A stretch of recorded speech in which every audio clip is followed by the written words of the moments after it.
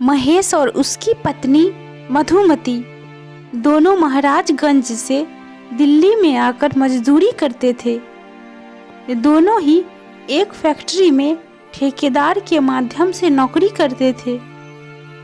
नदी किनारे के खादर में बहुत सी झुग्गियां थी जिनमें ये दोनों रहते थे। वहाँ एक छोटी सी झोपड़ी किराए पर ले रखी थी। खाली जमीनों पर अवैध झुग्गियां बसाकर किराए पर देना एक अवैध परंतु संगठित व्यवसाय था भारत में, जिसमें बाहुबली और माफिया घुसे हुए थे। 4 वर्ष की एक बिटिया थी दोनों की, और मधुमती कई माह की गर्भवती भी थी। मधुमती का नाम का अपभ्रंश अब मधुती हो गया था और महेश को सब मही बोल देते थे। कोरोना महामारी ने भारत में दस्तक दे दी थी।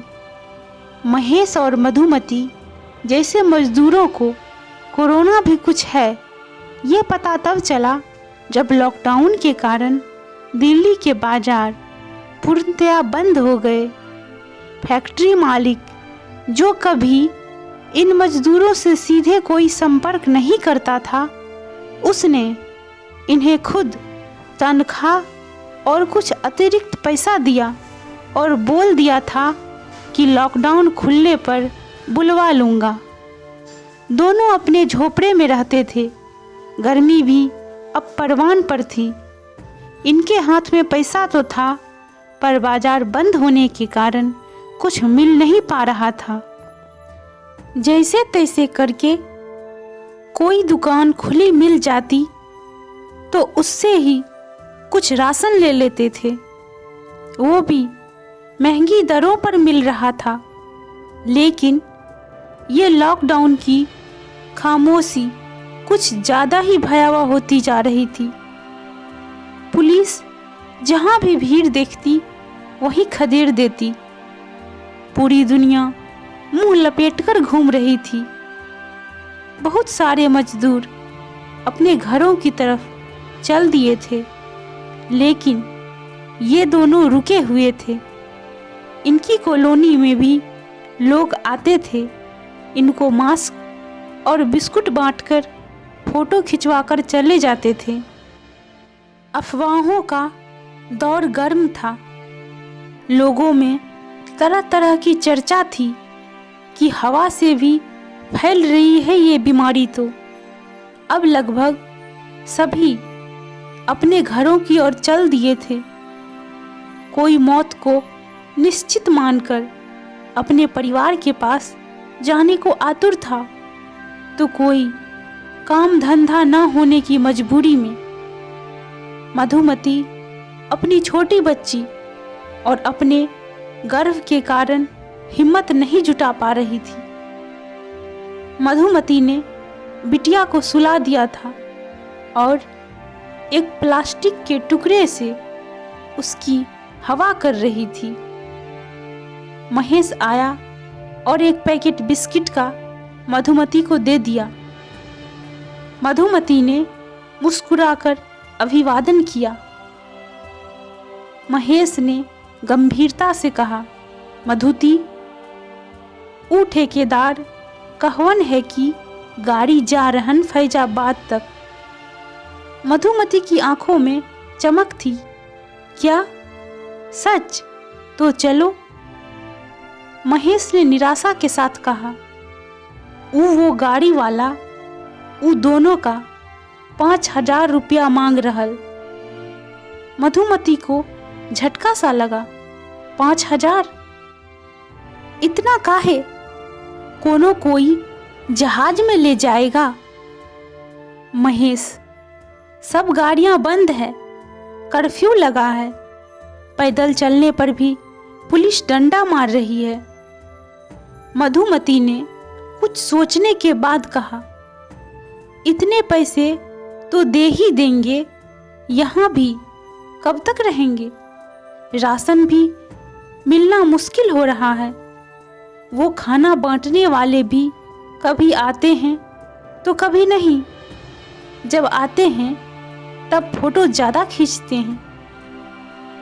मधुमती ने महेश के हाथ पर हाथ रखकर कहा, एक बार गांव पहुंच जाएं तो कम से कम अपने परिवार से तो मिल लेंगे।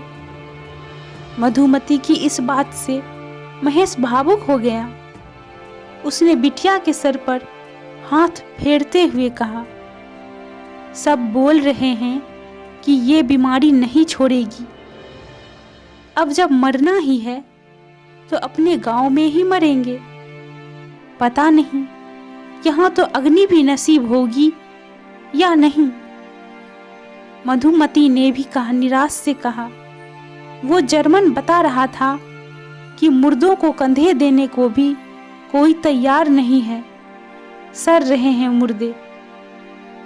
महेश ने कुछ देर चिंतन किया और फिर निर्णायक शैली में बोला, सामान बांध, अब गांव ही जाएंगे। ठेकेदार इन सब से पैसे ले रहा था, लेकिन फिर भी उसका अंदाज ऐसा था कि जैसे कि इन पर एहसान कर रहा हो। वो ही इन्हें ज़्यादा कमाई के सपने दिखाकर दिल्ली लाया था। उसका व्यापार यही था, पूर्वी उत्तर प्रदेश से मजदूरों को यहाँ लाकर की यहाँ के फैक्ट्रियों में उनसे काम करवाना। ठेकेदार ने महेश के सामान के गट्ठर देखे और बोला, दुनिया में प्रलय आ रही है और तू ये सामान की गठरी उठाए घूम रहा है। अब तो लालच छोड़ दे मही, बस राम नाम भज। अब शुक्र है ये गाड़ी ले जाने को तैयार हो गए, नहीं तो सड़कों पर झांकने भी नहीं दे रही है पुलिस। महेश ने ध्यान नहीं दिया और ट्रक में चढ़ गया। अपने सामान की गठरी भी उसने ट्रक में लाद दी। ट्रक वाले से गोरखपुर तक छोड़ने की बात तय हुई थी और उसने पैसे पहले ही ले लिए थे। ट्रक में महेश के अलावा 15 या 20 लोग और भी थे जिन्हें उस क्षेत्र में जाना था। ट्रक ड्राइवर ठेकेदार से बोला, मथुरा को ले जाऊंगा, वहाँ चेकिंग से बच जाएंगे, आगे का रास्ता आगे देखेंगे, नहीं तो टुंडला मैनीपुरी कन्नौज को होते चलेंगे। ठेकेदार ने ट्रक में चढ़ते हुए कहा, भैया तुम्हें बताए दिए हैं कि किते किते उतरनो सब है, अब जो सही लगे करो, जो जानो वो तानो, हमने कछु ना कहो। सभी को बेहद सुकून महसूस हो रहा था, यह सोचकर कि चलो अब अपने गांव पहुंच जाएंगे। मजदूरों में से एक मजदूर ने ट्रक चलते ही महादेव का नाम उद्घोष किया, बाकी ने भी साथ दिया। एक मजदूर ने तंबाकू निकालकर हथेली पर रखा, उसमें से कुछ खराब तुनके और पत्ती बीनने लगा। तभी महेश ने आत्मीयता से कहा, थोड़ा सा बढ़ाई लो भैया। उस मजदूर ने मुस्कुराहट से महेश को प्रति उत्तर दिया। फिर और भी लोगों ने उसकी तरफ याचना भरी दृष्टि से देखा तो उसने 8 से 10 लोगों के लायक तंबाकू हथेली पर निकाल लिया और अपनी मस्ती में तंबाकू और चूने के सधे हुए हाथों से मिश्रण बनाकर रगड़ते हुए गुनगुनाने लगा, रउआ बिना के पूजी बिरही। तभी उसके कंधे पर एक साथी मजदूर ने हाथ रखा तो उसने अपनी गुनगुनाहट को विराम दिया और मुस्कुराते हुए उसकी तरफ देखा। उस मजदूर ने संजीदगी से कहा, भैया आए रहे थे कछु पैसा कमाकर घर भिजवाएंगे, बस इसीलिए वहाँ वो यहाँ हम बिरहा की आग में जलते रहे, तंबाकू रगड़ रहे। मजदूर ने खीसे निपोड़ कर कहा, तो भैया यहाँ आके की भइल, कोल्हू के बैल कछु हाथ लगल का। उस मजदूर ने मायूसी से उत्तर दिया। ठेकेदार बोले थे, कुछ टाइम बाद वापस आ जाना, कछु पैसा जोड़कर। जो जोड़ा वो तो ले लिहिस इसने भाड़ा। तंबाकू रगड़ते रगड़ते वो मजदूर फिर हंसकर बोला, का भैया भीख न मांगा, वाहे खातिर मजदूरी किए ना। लेकिन का हुआ, लाइन में लग लग भीख मांगी खाने की, और ससुरों से फोटो भी खिंचवाए। इस बात पर मधुमती, जो अभी तक घूंघट किए मौन थी, वो तुनक कर बोली, बहुत लज्जा आती थी, का करें, पेट के मारे सब सहना पड़ी। और बार बार पैकेटवा को पकड़ा कर फोटो खींचते थे। महेश को उसका मर्दों के बीच यूं बोलना अच्छा नहीं लगा। उसने उस पर अपना मर्दाना रूप जमाते हुए कहा, काहे खखुआ के चढ़ी बैठल, खामोश रहो ना। इतने समय में उस मजदूर के परांगत हाथों ने तंबाकू को रगड़ रगड़ कर उसे मटमैली से हरी रंगत में बदल दिया था। जब उसने जोरदार थपकी लगाई तो उसकी गंध सबके नथुनों में को उत्तेजित कर गई। मजदूर तंबाकू से भरी हथेली आगे बढ़ाते हुए बोला, ई ससुरा कोरोना का डीएम घुट गईस रगड़ खा के, लियो भैया परतनी हमार लिए भी छोड़ दियो। सब मजदूर ठहाका लगाकर हंस दिए। सबने थोड़ा थोड़ा पत्ती लेकर अपने होठों में दबा ली। महेश की बिटिया मधुमती की गोद में ही सो गई थी। कुछ लोग ऊँघ रहे थे तो कुछ आपसी चर्चा में मशगूल थे।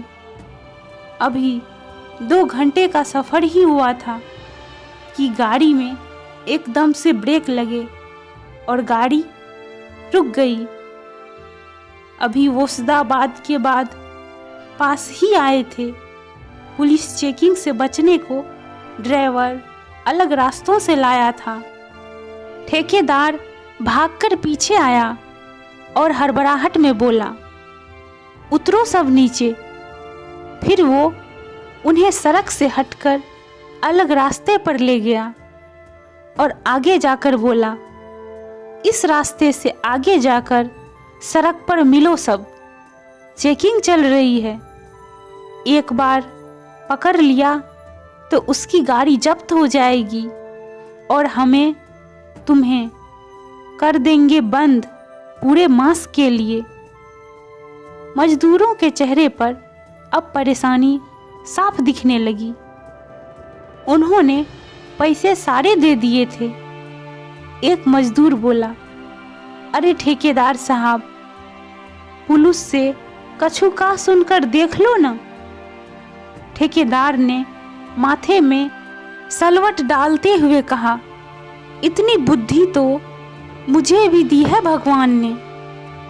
बात करेंगे, लेकिन भैया इतनों को देखकर आगे न जाने देंगे। महेश थोड़ा हिचकिचाते हुए बोला, वो आ तो जाएगा हमें लेने ना ठेकेदार साहब। ठेकेदार ने महेश के कंधे पर हाथ रखते हुए कहा, महेश तुम ई हो, हजारों को काम दिलवाए यहाँ, और अब उनके देश भी पहुंचा रहा हूं। भैया यो विपदा ऐसी आई है, कम से कम अपने परिवार से तो मिल लेंगे। एक मजदूर ने गंभीर आवाज में कहा, ये बीमारी तो जी पता नहीं कितनों को मारेगी। अब तो बस इतना हो जा कि अंत काल में अपनी मिट्टी मिल जाए बाबूजी। उसकी इस बात से कई मजदूरों की आंखों में से पानी बह निकला। मधुमती ने अपने साड़ी के पल्लू से अपनी आंखें साफ की। ठेकेदार ट्रक वाले के साथ गया और वो सब बताए रास्ते के अनुसार चल दिए। जहां उन्हें बताया गया था वो सब वहां पहुंच गए। बहुत समय तक इंतजार भी किया। सूरज सर पर चढ़ आया था, लेकिन ठेकेदार का कोई ठिकाना नहीं था। ठेकेदार का फोन भी नहीं उठा रहा था। काफी प्रयासों के बाद ठेकेदार ने महेश का फोन उठाया और घबराहट में बोला, ओ महेश भैया, सब आगे बढ़ लो वहां से, पुलिस ने गाड़ी जब्ती कर ली। महेश ने घबराहट में कहा, का कह रहे हो बाबूजी? हमारा का पता, ना देह को अग्नि नसीब हो या ना हो। और इतना कहकर ठेकेदार ने फोन काट दिया। अब सभी मजदूरों में घबराहट थी। तभी एक बोला, भैया यहाँ से तो चलो, पहले ना तो पुलिस आती ही होगी। जिस मजदूर ने चूना रगड़ा था वो एकदम से बोला, आती ना होगी भैया, भेजी होगी ऊ छिनार के जने ठेकेदार ने। सब रुपया पैसा तो ठग लिए। अब ठेकेदार का फोन बंद आ रहा था। पुलिस की एक गाड़ी आई और सभी को लठिया कर खदेड़ना शुरू कर दिया। वो सब गांव की पगडंडी की तरफ चले गए तो पुलिस वाले भी वहां से चल दिए। मजदूर अभी भी तय नहीं कर पा रहे थे कि करें तो करें क्या।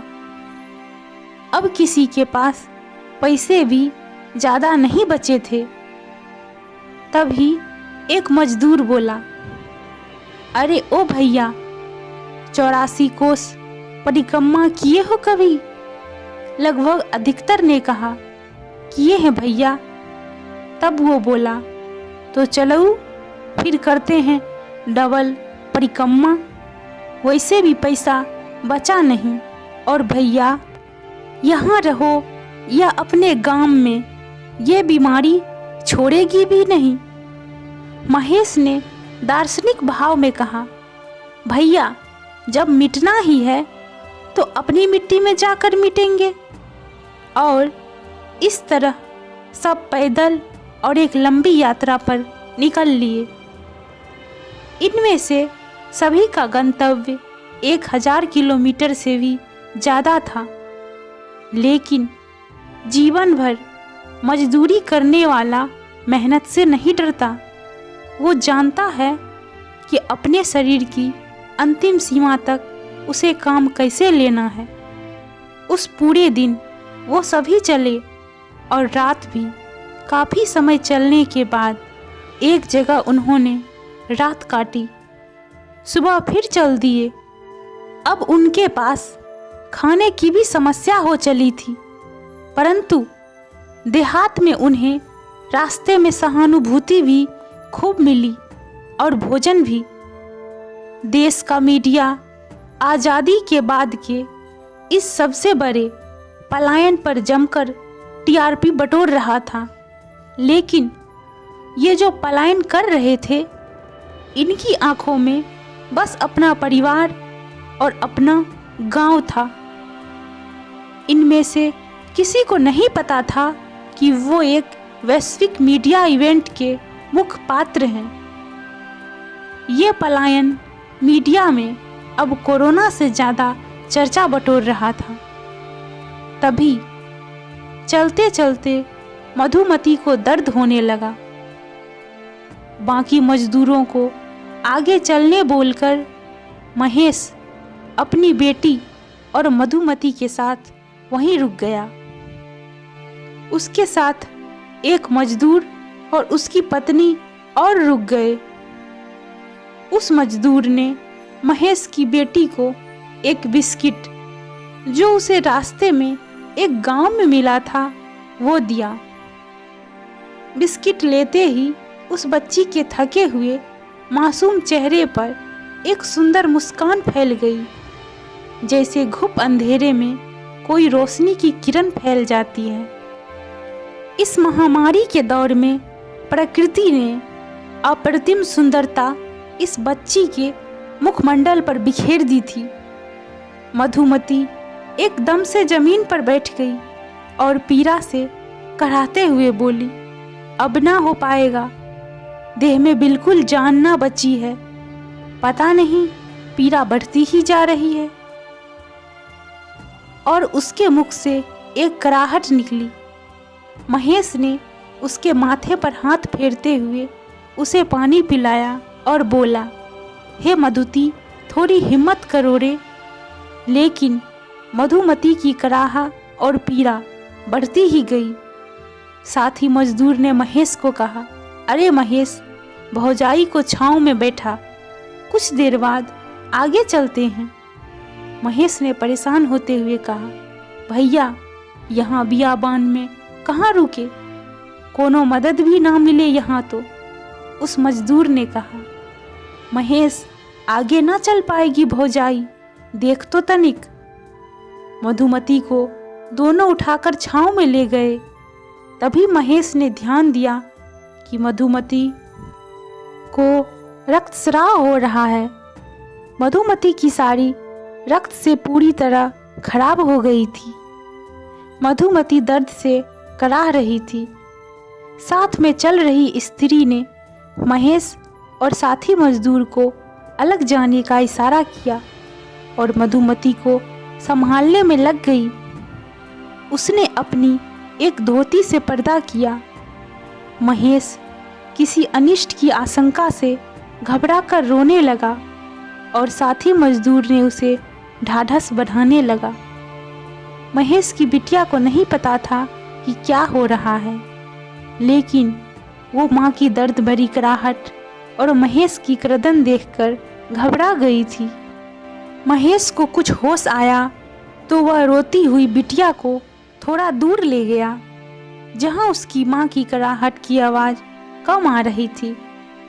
कुछ समय बाद जब मधुमती शांत हो गई तो महेश मधुमती को देखने उसके पास आया। उस महिला ने मधुमती को दूसरी साड़ी पहना दी थी और रक्त से सनी साड़ी उसकी वहीं पास में पड़ी हुई थी। उस महिला ने महेश के पास आकर भींगी आंखों से कहा, भैया, मधुमती का लल्ला ना रहा। महेश मधुमती के पास गया और उसके सिर पर हाथ फेरने लगा। उसकी बिटिया कुलबुलाते हुए उसकी गोद में छिप गई। दर्द से अब राहत थी, लेकिन हृदय में उस अजन्मे बच्चे के यूं काल का ग्रास बन जाने के घाव थे। ये मानसिक पीड़ा उस दैहिक दर्द से भी ज़्यादा थी। अपनी बेटी के कोमल हाथों के स्पर्श से मधुमती के चेहरे पर एक शांति का भाव आ गया। मधुमती ने रोते हुए महेश से कहा, देखिए न, हमारे लल्ला ने अभी दुनिया देखी भी नहीं थी और लील गई ये महामारी उसे। महेश ने उसे अपने अंक में लेते हुए कहा, रो मत मधुती, बिटिया घबरा जाई, भगवान सब सही करेगा। मधुमती ने भगवान को कोसते हुए कहा, हम मजदूरों का कोई भगवान नहीं, कहीं नहीं जाना मुझे, बस अब तो यहीं मर जाऊंगी अपने लल्ला के साथ ही। और मधुमती हिचकी देकर रोने लगी। महेश ने कहा, ना मधुती ना, ऐसी बात ना कर, जी को तनी मजबूत कर, यहाँ परदेश में ना मरेंगे, मरना है तो अपने गांव जाकर ही मरेंगे, अपनों के साथ। मधुमती ने अपनी हिचकी को रोकते हुए कहा, ये भी तो अपना ही था, जिन बच्चों के खातिर इतनी दूर आए, मेहनत मजदूरी करे, खातिर वो ही ना रहे तो काहे लाने गांव जाएं। महेश ने तब उसके सर पर हाथ फेरते हुए कहा, अपनी मिट्टी के खातिर मधुती, जिस मिट्टी से पैदा भये उस मिट्टी में ही मिलेंगे। यो हमारी धरती ना मधुती, चलना तो पड़ेगा। महेश की बात सुनकर मधुमती अतीत की यादों में पहुंच गई। जब वो पहली बार गौने के बाद मायके से चली थी तो माँ ने रोते हुए विदा करते समय कहा था, यहाँ से तेरी विदाई हो गई बिटिया, अब अंतिम विदाई ससुराल से ही हो बस। मधुमती को याद आया कि जब वो गांव आई थी नई नवेली दुल्हन बनकर, तो बस परिवार और कुटुंब ही नहीं, पूरे मोहल्ले में उल्लास का माहौल था। वो हर व्यक्ति की बहू, बेटी या भौजाई बनकर आई थी। मर्यादाओं का बड़ा भार उसके कंधों पर था। चूल्हों को लीपते समय उठने वाली वो सौंधी खुशबू उसके नथुनों में भर गई। उसके ससुराल की हवाओं की खुशबू और वहाँ की मिट्टी की खुशबू ने उसके मस्तिष्क और कल्पनाओं को महका दिया। मधुमती के निस्तेज चेहरे पर एक तेज आ गया और जोश के साथ वह उठकर चल दी अपनी मिट्टी के लिए, अपने गांव के लिए।